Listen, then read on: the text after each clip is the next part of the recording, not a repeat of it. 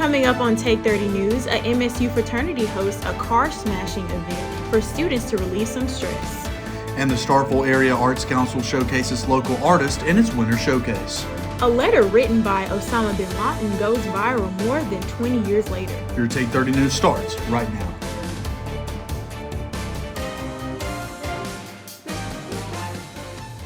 Welcome to Take 30 News. I'm Candice Bruce. And I'm Jake White.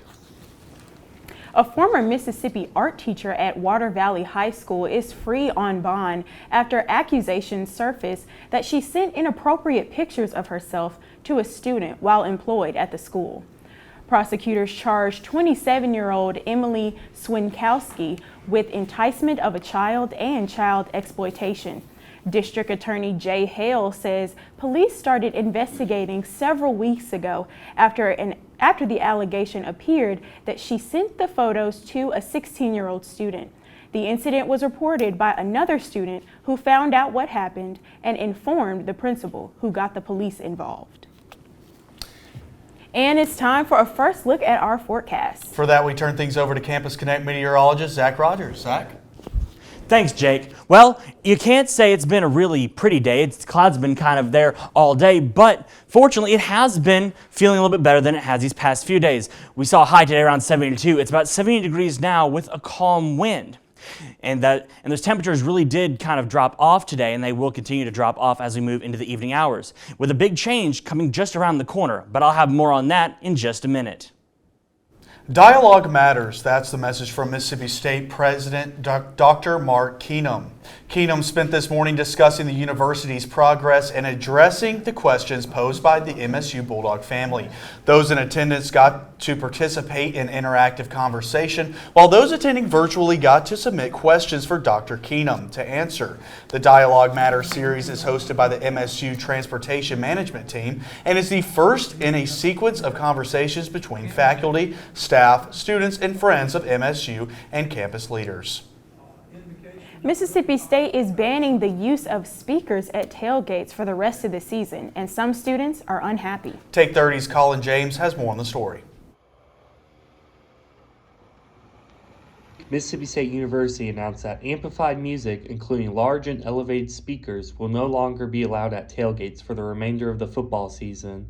This ban is in response to an altercation that occurred in the Junction on November 4th during the Bulldogs game against Kentucky, where several arrests were made by campus police. Following the announcement, many students felt disappointed and critical of the university's new decision. I don't really think it makes sense. You know, they shouldn't have ever banned it, because that wasn't the reason for whatever happened 2 weeks ago. And I just think it takes half the fun out of the Junction. So I think it takes away from the expression of each individuality of each tailgate. One student has also created a petition to reverse the decision, which has gained over 200 signings as of today.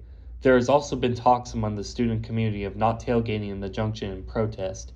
However, not every area on campus will be affected.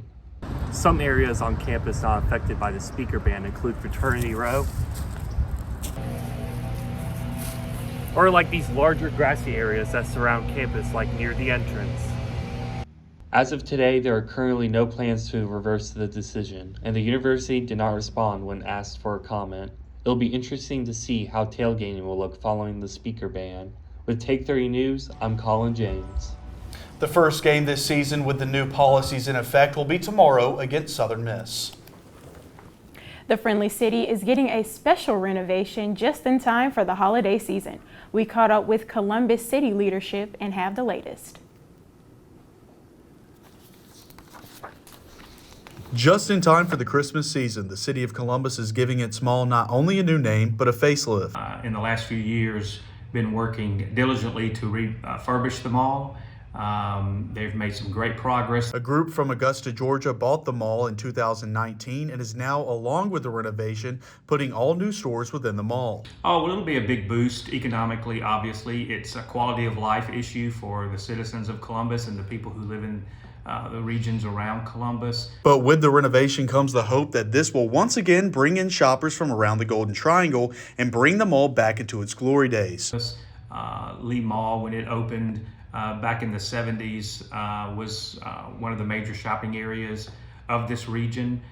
We think with the renovations that the whole group is doing, that it will once again be a place where we'll see a high volume of shoppers coming in. The mayor says that while the mall renovations won't be done by Black Friday, there is plenty of more shopping to do around the mall for Black Friday and Christmas, and plenty of local businesses around the friendly city. In Columbus, Jake White, Take 30 News.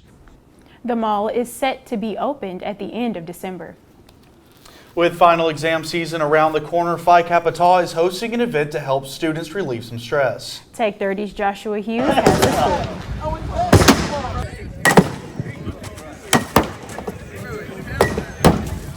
I felt great. It was so much fun. Great de-stressor. Definitely a great idea for charity. Phi Kappa Tau hosted a Smashing a Car event outside the YMCA Plaza Wednesday. Smashing a car for serious fun.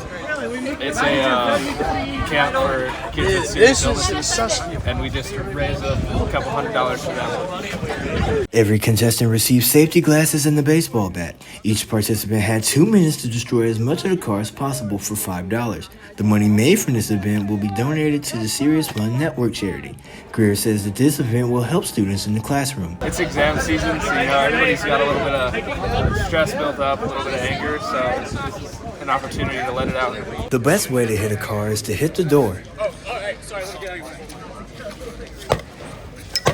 MSU student Cassandra Key says it's great getting a piece of home here on campus. I'm from Texas and I really wanted to play, and it's a really good de-stressor I just had to take 2 tests this morning, so it was really great. Each person got to take home the item that they destroyed. For Take 30 News, I'm Joshua Hughes.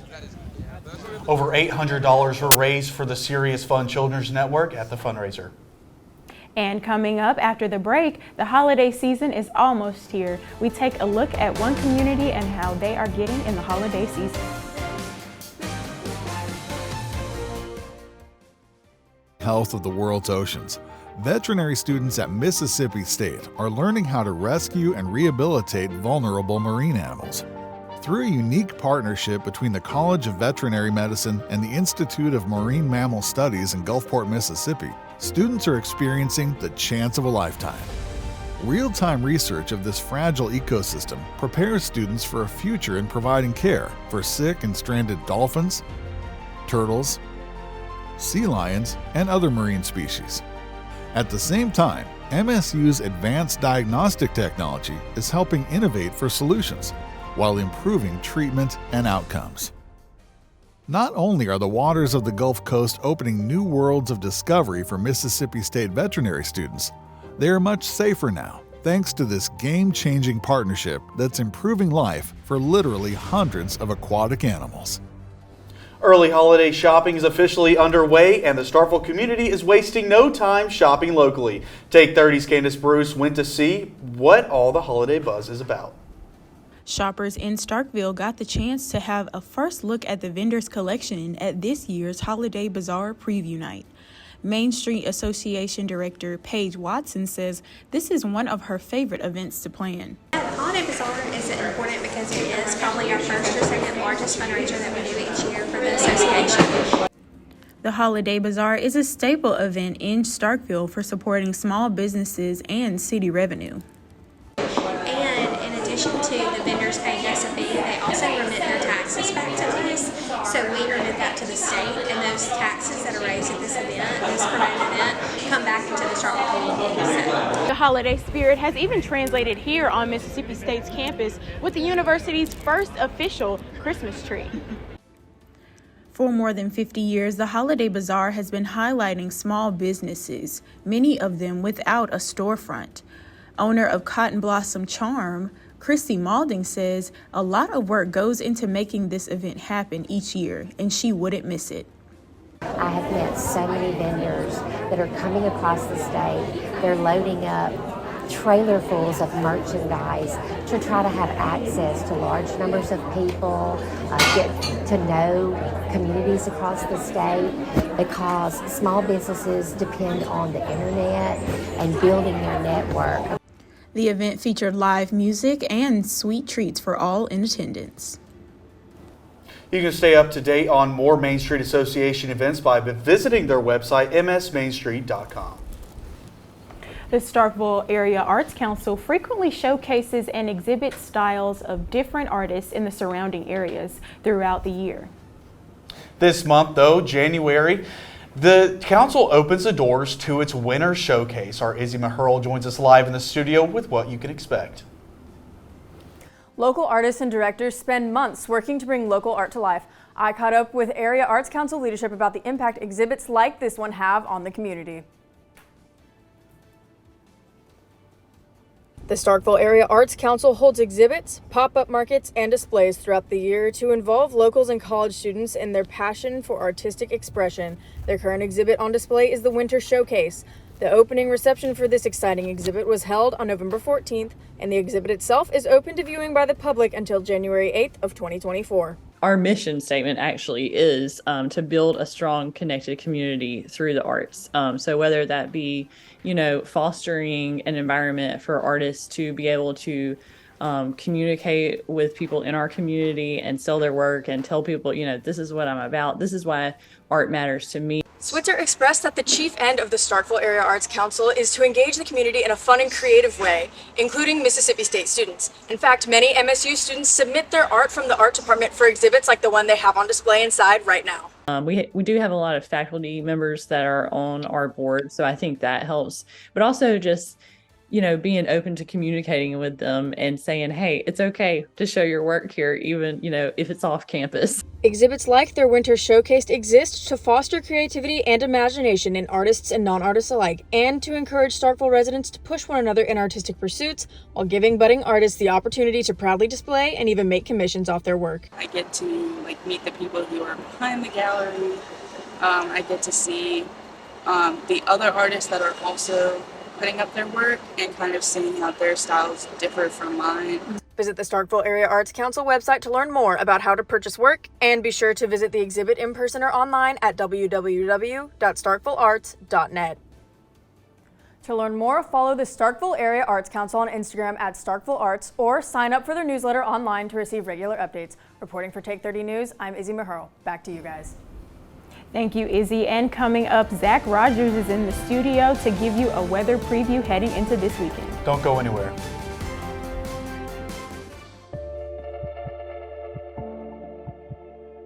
Discovery. It tells our history and determines our future.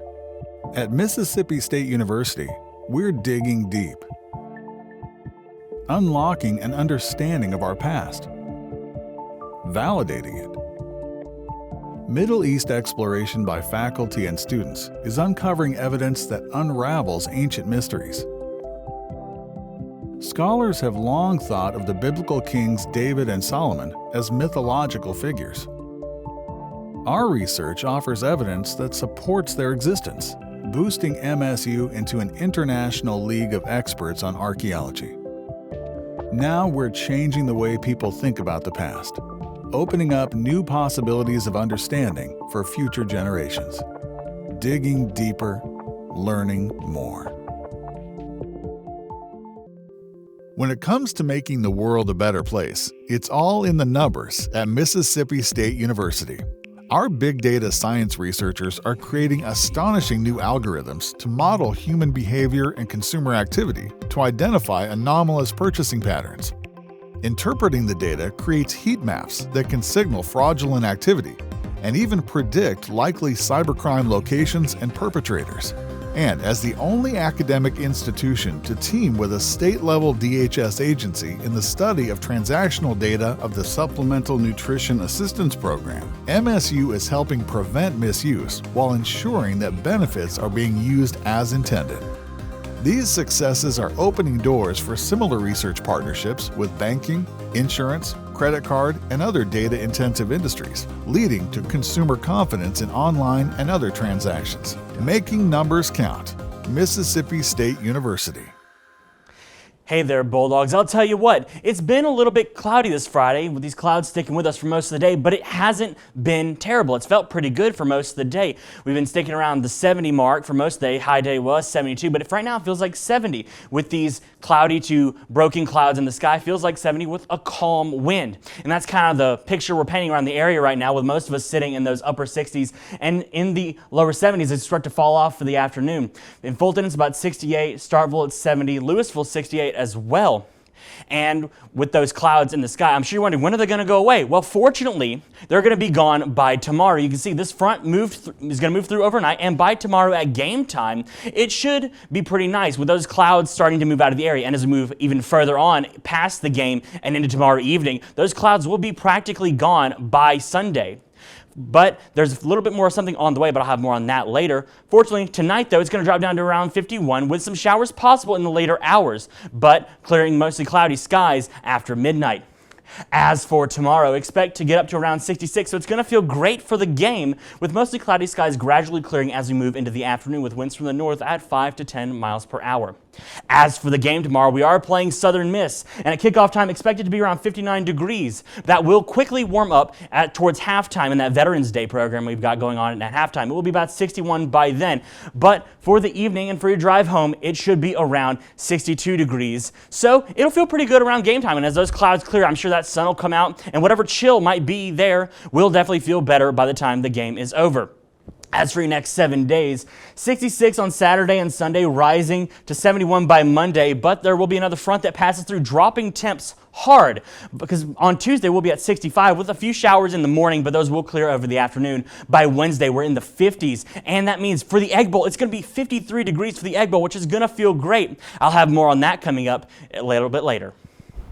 Thanks for that coverage, Zach. Up next, Take 30 sports anchor Caleb Ward will take you through all things sports. Stay with us. The sense of place. We all have it. Often grown from deep roots in small-town communities. At Mississippi State University, our Carl Small Town Center is strengthening these ties.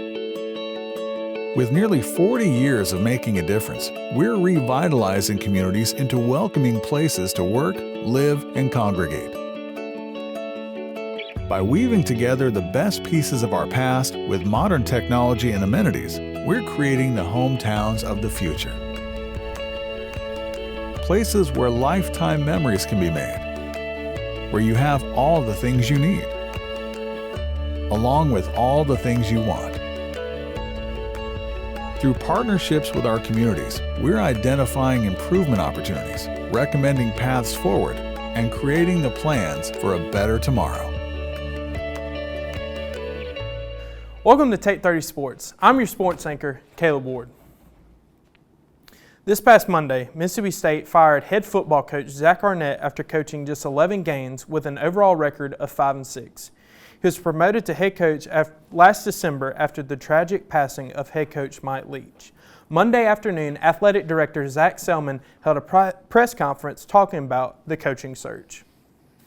As we look forward, we know the best days are ahead for Mississippi State. We have begun a national search for our next head football coach. We have a storied history. We've got a proven pathway to the NFL.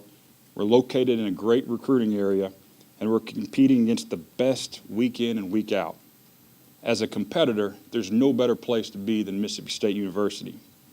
Like all high-profile coaching searches, there's going to be plenty of rumors out there on who our candidates are, and there'll be a ton of interest in this position. I advise you not to make assumptions or believe anything unless you hear it from me. During this process, we'll be thorough, we'll be diligent, and we'll be efficient. The next time I speak publicly on this will be when we introduce our next head football coach. Offensive analyst Greg Knotts is the interim coach and mentioned the type of coach he will be and what Starkville means to him. To come back to what me and my family has always called our second home. Excited to be here, excited for this opportunity. That's what we're going to do here in the next 10 days. We have 2 games coming up in 10 days, and we're going to try to win the state title and continue to be me. Like I said before, the last time I was here, I'm not Dan. I can't be Dan Mullen. I can't be Zach Arnett. I'm going to be me. And so that's the statement I try to get across to the kids. The same guy they've been seeing every day, they're going to continue to see him. Now, some of you might wonder what Coach Knox meant by that state title. It's the best game to watch with your family on Thanksgiving. That's the Egg Bowl. We hope to see the Dogs win the Egg Bowl in back-to-back seasons for the first time since 2018 to 2019 seasons. Kickoff will be at 6:30 p.m. on ESPN Thanksgiving night. MSU soccer team is in the second round of the NCAA tournament. They travel to California on Wednesday as they take on Brown today at 5:30 p.m. If/when the Bulldogs win, they will play the winner of South Carolina and Stanford on Sunday at 3 p.m. If the Bulldogs win out in California, they will advance to the third round of the NCAA tournament with a chance to host that weekend of Thanksgiving. Now, Thanksgiving week has a lot of games going on as we take a look here. We've got the Egg Bowl on Thursday night. Friday, we've got basketball taking on Nichols at 1 p.m. on ESPN/SEC Network Plus. And then volleyball, their last game, also Senior Day, 2 p.m. against LSU. And then, like I said earlier, soccer could possibly play that Saturday. The Unified Egg Bowl. The Special Olympics of Mississippi held their 2023 Unified Egg Bowl, with Mississippi State claiming the victory for the second year in a row, winning 13-6. Back to you. And stick around and we will cover Osama bin Laden's letter that is causing so much chatter. At Mississippi State University, student-led teams are taking one of the country's biggest health issues to heart. Out to unravel one of science's unsolved mysteries, researchers in MSU's Department of Agriculture and Biological Engineering are asking why and when healthy cells in human arteries can begin changing into bone-like structures that hamper blood flow. This calcification contributes to strokes and heart attacks, two leading causes of death in Mississippi. As part of their groundbreaking research, students are designing a 3D model that allows them to understand how arteries act within the body and what changes them. By recreating what is happening at the cellular level, researchers are pursuing ways to stop and reverse the process of calcification. Testing treatments could lead to new solutions, helping reduce the number of people struggling with the effects of poor heart health, and ultimately saving lives. Mississippi State University, getting to the heart of better health for Mississippians. Welcome back to Take 30 News. There's a new trend on TikTok recently where dozens of young Americans express sympathy with Osama bin Laden. They have posted videos on the social media site promoting a letter the notorious terrorist wrote about 2 decades ago. The letter attempts to justify the targeting of American civilians and critiques the government and its support of Israel. Videos on the topic have garnered millions of views. That includes those expressing sympathy with the letter as well as those expressing disgust. Now, according to TikTok, videos promoting the letter violate its rules against supporting any form of terrorism. The company said only a small number of videos were promoting the letter and that reports of it trending were inaccurate. The Israeli military dropped leaflets this week warning civilians in communities near southern Gaza's largest city to move to known shelters. This is as Israel troops continue their search of Gaza's largest hospital for a second day, and new waves of demonstrations and protests in several U.S. cities. Laura Geary has more clashes coast to coast over the past 24 hours. There is an AK-47. There are cartridges, ammo. The Israel Defense Forces releasing video it claims shows a cache of weapons, ammo, and other tools of war used by Hamas. Found, the IDF says, inside Gaza's Al-Shifa hospital, where Israeli troops are searching for a second day. CNN hasn't been able to independently verify those claims, and Hamas and hospital officials deny the hospital is being used as a command center. U.S. officials say evidence at the site is strong. We're confident, based on our own intelligence analysis, that the basement areas of that hospital, underneath that hospital, and the hospital itself, is being used by Hamas as a command and control node. In the U.S., divisions over the war sparking more run-ins between groups and law enforcement. A demonstration in D.C. overnight escalated to one person being arrested, 6 officers being injured, and some congressional members temporarily evacuated. Morning rush hour in Boston blocked by a pro-Israeli group demanding a ceasefire in Gaza. It is a scary time to be a Jewish person.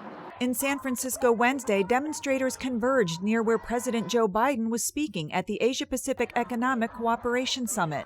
Many here said they hoped their actions would lead to meaningful change. But if it's not, we will be back in the streets, and the pressure is only going to increase. I'm Laura Aguirre reporting. The Gaza death toll yesterday shows more than 11,000 Palestinians killed in Israeli strikes on Gaza since October 7th. Of those killed, about 4,700 are children. Another roughly 29,000 people have been injured. President Joe Biden is signing a temporary spending bill before a potential government shutdown. The debate over the federal budget moving into the new year as wartime aid for Ukraine and Israel remains stalled. The measure passed the House and Senate by a wide bipartisan margins this week, ensuring the government remains open until after the holiday season and potentially giving lawmakers more time to sort out their considerable differences over government spending levels for the current budget year. Well, that's all we have for you tonight, but I want to ask, as always, I know this is our last show, but I'm going to ask you, as a tradition, what does football look like this weekend? Football, we're playing against Southern Miss. I feel like we got a really good chance to win this game. Hopefully build some momentum before we play in the Egg Bowl. We're playing against Frank Gore Jr., who is the son of Frank Gore, one of the best running backs in NFL history. So it'll be really interesting to see how it goes. But I'm hoping we're able to finish the year strong and make a bowl game. And I'm hoping that I don't have to wear a jacket tomorrow. But is that do I need to wear a jacket?